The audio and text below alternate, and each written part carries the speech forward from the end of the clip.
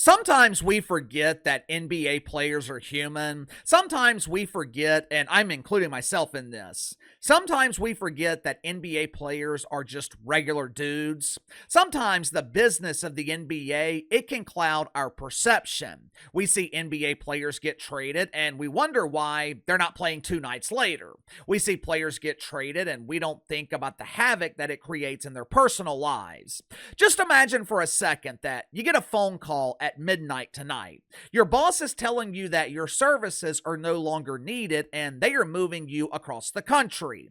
You had just purchased a brand new house. Over the last 5 years, you've made friends in the city. Your family loves it. Your kids have good friends in school. If you've ever had kids, you know how important it is for them to have friends at school. You're comfortable every day going to work. You like your job. And at midnight one night, all of it disappears. To make matters worse, it all happens publicly. Your former employer is trashing you to the media. They are trying to justify their decision to their current employees. They claim that you're lazy. They claim that you're not efficient with the plunger. Your lack of conditioning is having a negative effect on your ability to unclog toilets. How would you feel about it? How long would it take you to get over something like that? Professionally speaking, would you ever be able to get over it? Those are the questions right now being asked about Luka Doncic. I watched Luka the other night. I have watched a couple of his games with Luka in Los Angeles. What we are seeing in LA, that is not Luka Doncic. The magic has disappeared, and the question is, will he ever get it back? Make sure to like and subscribe. You can follow me on Twitter at KC_BTL84. If you happen to stumble upon this video, be sure to check out my main channel, Behind the Line. Link to the main channel is in the description below. In the past, we have seen superstar players traded in the NBA who were never the same. When Russell Westbrook left Oklahoma City, ended up in Washington, he had a career year with the Wizards where he averaged a triple-double. Ends up getting traded to the Lakers. It was a disaster. His 2 years with the Clippers, disaster. Now he's having a good year now in Denver, but it took Russell Westbrook 4 years to return to form. Dwight Howard, he was never the same once he left Orlando. You guys remember Josh Smith? Dude was a dominant forward when he was playing in Atlanta. Gets traded to the Pistons, and by the time he was 30, he was learning Mandarin. Hell, Ben Simmons, he was never the same after a playoff series. The thing is, you never know how someone will take things mentally. Right now, Luka Doncic, he has lost all confidence. He was traded away from an organization that he trusted. He was traded away from an organization that he thought he would spend his entire career with. When this trade was announced 3 weeks ago, the media was claiming that Luka's going to be motivated. Luka is angry. He's going to use that anger as motivation and dominate the NBA. Unfortunately, that hasn't been the case. And I don't think it's basketball related. I don't think Luka Doncic suddenly became a scrub overnight. It's all mental. Before the All-Star break, Luka claimed that he was going to spend the week getting away from basketball. Does that sound like someone who is motivated to you?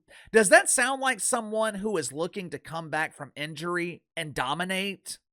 One of the problems with Luka in Los Angeles, he's not the leader of the team, and he never will be as long as LeBron James is on the roster. Again, this is something that is mental. I don't care if LeBron is 50 years old. If LeBron is on the roster, he is the alpha. He is the leader. Luka is going to naturally defer to him, which is something that he's just not used to doing. One of the problems in Dallas, they could not convince Luka to play off ball. If he wasn't listening to Jason Kidd, you really think he's going to listen to JJ Redick? Everyone reacts differently to stress. Everyone reacts differently to trauma. Luka wasn't conditioned when everything was going well. So how likely is he to stay in shape when he's depressed? 2 or 3 years ago, Zion Williamson, he was having a career year. Pelicans were the #1 seed in the Western Conference. Early January, Zion aggravates or maybe even tears his hamstring in Philadelphia. Out for the season. And the reason he was out for the season is because he could not stay in shape. He had trouble staying in shape because he was depressed about another injury. Now, that situation is minor compared to what Luka is going through. I saw him Wednesday night. He does not look conditioned. Dude does not look ready. He has barely played since December. He was just traded and heavily criticized by the organization. If anyone should be motivated, you would think it's Luka Doncic. But right now, he's just not himself, and it's completely understandable. The question is, how long will it last? How long will it take for Luka to get over it? Or will he ever get over it? Will he ever return to form? Will he ever be able to recapture the magic? Like I said, we have seen this before, where a player is traded and he's never the same. I remember in 2009, there was a serious debate between LeBron and Dwight Howard as to who was the best player in the league. 3 years later in Los Angeles, Dwight Howard was unrecognizable. You tell me, Luka is understandably not himself. He's having a hard time. How long will it take for him to return to form? Or do you think this could be something that he never gets over? Sound off in the comments below. I'll see you guys later.